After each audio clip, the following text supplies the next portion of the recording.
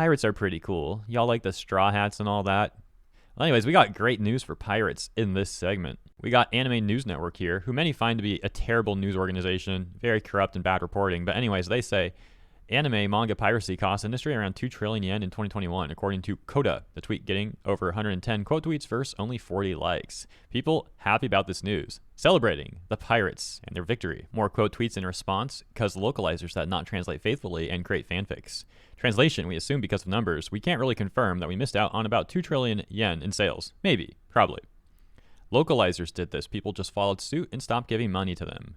When translators, VA, and companies stop letting the outrage mob control their stuff, then I'll think about it. Piracy is also what makes them twice the amount. Well, that's what happens when you have a localization industry that doesn't care about anime or their fans. Keep it up, guys. A particular area of note in the article is where they write, the organization calculated that anime and other video content from Japan lost 906.5 billion to 1.4 trillion yen.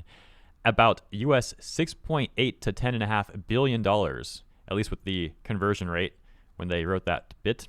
Adding to piracy, while manga and other published media lost 395.2 billion to 831.1 billion yen, about 3 billion to 6.2 billion USD converted. Coda attributed the rise of piracy to people spending more time indoors due to COVID and the proliferation of streaming services.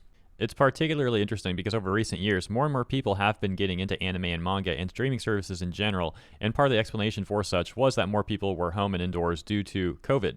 So seeing that same logic used to explain piracy is a bit interesting, to say the least.